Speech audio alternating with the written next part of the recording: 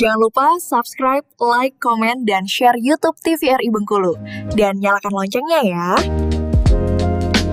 Baik, kembali pemirsa di Berendo TVRI Bengkulu tentunya, dan kita masih berbincang dengan tema kita mengenai perkembangan terbaru program CKG di Bengkulu tentunya dengan narasumber kita ada Bapak Edriwan Mansyur selaku PLT Kepala Dinas Kesehatan Provinsi Bengkulu, dan juga ada Agung Saputra SKM selaku Promosi Kesehatan Puskesmas Kampung Bali Bengkulu tentunya ya. Kita kembali ke Agung dulu nih ya. Ini mungkin ranahnya Agung untuk menjawab kali. Nah, karena katanya untuk CKG ini sendiri itu orang yang harus mendapatkan ataupun juga yang ingin melakukan cek kesehatan gratis ini harus ada aplikasinya dulu. Nah, ini boleh cerita dulu nih untuk aplikasi yang seperti apa, mungkin silahkan. Baik Bang, untuk aplikasinya ini boleh untuk pemirsa yang di rumah, bagi pengguna iOS atau Android. Kalau di iOS kita di App Store download aplikasi namanya Satu Sehat Mobile. Satu Sehat Mobile, ya, oke. Sama halnya juga di aplikasi Play Store. Bagi pengguna Android juga download di aplikasi Satu Sehat Mobile. Kalau dulu pernah download aplikasi Peduli Lindungi, masih ingat pada saat kita zaman COVID-19 ya. Nah, itu aplikasi update terbarunya jadi berubah menjadi Satu Sehat Mobile. Oke. Jadi otomatis kalau yang memang pernah dulu download aplikasi Peduli Lindungi, jadi masuk akunnya ke yang Peduli Lindungi. Yang Peduli Lindungi. Ya, oke, baik. Nah, dengar kabar juga bahwa kalau semisalnya ingin melakukan cek kesehatan gratis ini sendiri, itu harus terdaftar di aplikasi terlebih dahulu atau seperti apa nih? Boleh diceritain? Ya, betul sekali. Intinya namanya ini cek kesehatan gratis ya. Jadi memang harus terdaftar dulu di aplikasi, karena pada saat udah terdaftar di aplikasi itu ada namanya etiket. Nanti ada etiket itu nanti kita bisa screenshot atau simpan nanti. Terus nanti bakal ada notifikasi dari Kemenkes melalui SMS atau WA bahwasannya pada saat itu kita dipersilakan untuk melakukan cek kesehatan sesuai dengan yang kita daftar tadi. Misalnya Abang misalnya daftarnya ke Puskesmas Kampung Bali, nanti entah itu notifikasinya sore atau malam, untuk besoknya boleh datang ke Puskesmas yang memang tadi untuk abangnya lakukan pemeriksaan gitu. Oke, baik. Nah, berarti untuk masyarakat umum ini sendiri nggak bisa ujuk-ujuk datang langsung ke pelayanan kesehatan tentunya untuk melakukan cek kesehatan gratis gitu intinya. Ya, kalau memang ujung-ujungnya memang langsung datang untuk melakukan cek kesehatan gratis, jadi percuma gitu ya Pak ya, karena nggak masuk dalam presentasi dari jumlah memang masyarakat sudah melakukan CKG. Jadi itu tidak terdaftar. Akan tetapi kalau memang masyarakatnya memang belum sempat, kita minta nomor handphone atau minta nicknya. Nanti kita bakal bantu masukin di aplikasi Satu Sehat. Oh gitu. Ya. Baik, apabila ada masyarakat umum tentunya yang datang ke Paskes yang ingin melakukan cek kesehatan gratis tentunya, kalau mereka belum terdaftar di aplikasi akan dibantu oleh pihak tim kesehatan untuk mendaftarkan terlebih dahulu ke aplikasinya gitu ya maksudnya ya. Oke, baik. Nah, menyikapi hal ini Pak Kadis itu seperti apa? Dan masyarakat Bengkulu sendiri mungkin kan kebanyakan belum tahu nih tentang aplikasi tersebut tentunya ya kan. Nah, untuk ini ada targetnya nggak sih gitu loh untuk CKG ini sendiri? Ya, silakan. Jadi kalau menurut aturannya itu memang kalau sejarah tadi kita sampaikan, ini orang yang berulang tahun. Iya. Dapat notifikasi mereka mendaftar. Sekarang nggak lagi berulang tahun. Yang penting dia mendaftar di aplikasi tersebut. Silakan dia datang dengan tanggal yang ditentukan atau tempat puskesmas yang ditentukan. Iya, setelah ada pemberitahuan dari aplikasi ya. Oke. Itu teorinya gitu. Tapi kenyataan seperti yang disampaikan tadi, masyarakat kita jangankan untuk mengetahui itu, punya handphone aja ada yang nggak punya. Ada pun punya handphone, bukan Android. Iya, bukan Android atau mengoperasionalkannya juga nggak bisa. Banyak orang tua kita apalagi yang banyak dibantu oleh yang lain.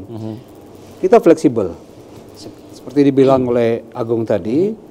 Bahwa ketika sampai di puskesmas, di vaskes, mereka tidak akan disia-siakan. Mereka dibantu. Bahkan itu yang katakanlah yang perlu kita bantu gitu. Orang-orang yang memang tidak mengetahui, itulah tugas kita.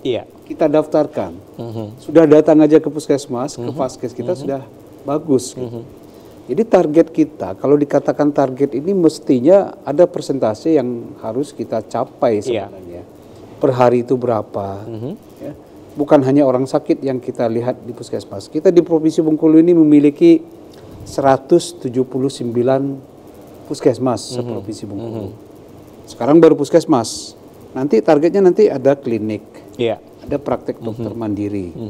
Sekarang kalau diambil rata-rata 179 puskesmas seprovinsi Bengkulu, satu hari satu puskesmas melayani orang CKG ini aja. Dikalikan dalam waktu 6 bulan itu mestinya sudah angkanya sudah berapa? Betul, sudah cukup banyak Pak. Sudah ratusan ribu mestinya. Ya. Kalau mereka mendaftar. Mendaftar, bukan hanya mendaftar, ada lagi persentasenya. Dari 100.000 yang mendaftar itu, persentase yang dilayani berapa persen?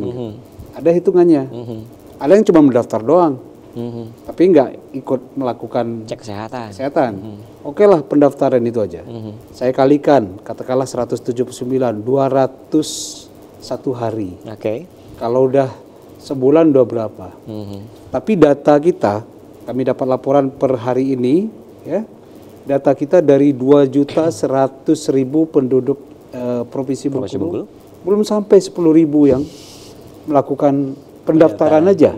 Benar nggak? Belum sampai 10.000. Dan dari 10.000 ini belum sampai juga yang melakukan semua cek itu. Dan ini bisa dicek di dashboardnya gitu. Nah ini IT nih. Makanya pemerintah sekarang kan punya apa ya, transformasi layanan kesehatan. Salah satunya dengan teknologi kesehatan. Ini kan memudahkan ini. Jadi nggak ecek-ecek ceritanya. Bisa dilihat puskesmas mana yang nggak bergerak, mana yang bergerak. Gitu. Tadi saya ngambil satu aja, nggak akan mungkin satu aja puskesmas. Apalagi kita setiap hari, maaf kata, tiap ada keramaian, 17 Agustus, selalu diminta cek kesehatan gratis. Tapi terdata nggak? Jadi data itu hanya sia-sia aja gitu. Jadi inilah perlu perlu dukungan kita semua. Dan kami juga introspeksi dengan petugas-petugas kita yang ada di lapangan. Jangan hanya bekerja. Laporannya yang penting. Kalau orang kan ngelihat laporannya, udahlah. Sebaliknya, Pak, kita nggak perlu Pak kerja Kak. Sekarang laporan kita yang penting. Sekarang tim kita di lapangan ini kerjanya bagus, laporannya lagi. Kebalikannya ya Pak. Kebalikannya. Lillahi ta'ala kok. Bantu rakyat bener nih. Baik, luar biasa. Baik. Nah, untuk pertanyaan sebelum iklan nih Pak. Untuk CKG ini sendiri, apakah hanya dilakukan di Vaskes Kesehatan puskesmas saja atau di rumah sakit pun dilakukan? Ya, ini kedepannya seluruh Vaskes. Tapi untuk pertama kita lokalisir dulu. Ya, puskesmas itu kan dia punya wilayah, wilayah kerja. Jadi di wilayah kerja itu silakan puskesmas melakukan pemeriksaan. Nggak peduli dia dengan BPJS atau tidak. Gitu. Jadi untuk tahap pertama kita puskesmas dulu. Kemudian nanti tentu konsekuensi gratis ini kan tidak hanya sekedar gratis tanpa kita berikan amunisi. Jadi pemerintah kita luar biasa dengan efisiensi ini, bukan hanya untuk ya sekedar efisiensi, tapi pemerintah juga mengalokasikan tujuannya adalah untuk mengatasi satu pihak efisiensi, tapi di lain pihak kami lagi mengusahakan jangan sampai efisiensi juga untuk pengadaan obat-obatan dan alat-alat untuk pemeriksaan itu. Dan kita harap dari hasil efisiensi ini dibelikan fasilitas-fasilitas yang dibutuhkan oleh kawan-kawan ini. Nah, ini tugas kita berjuang dan kami yakin kepala dinas kabupaten kota di masing-masing kabupaten ini termasuk salah satu perjuangan beliau mereka untuk mengusahakan jangan sampai semangat yang sudah semangat membara dari kawan-kawan promosi, ayo periksa, tapi giliran waktu pas pemeriksaan mana sticknya, alatnya nggak ada, mana alatnya, nggak ada tensimeternya, nggak ada. Jadi semuanya harus berkolaborasi, saling mendukung. Baik, kita akan ngobrol lagi nanti Bapak dan juga Agung. Kita jeda iklan terlebih dahulu. Pemirsa tetap bersama kami di Berndotek TVRI Bengkulu.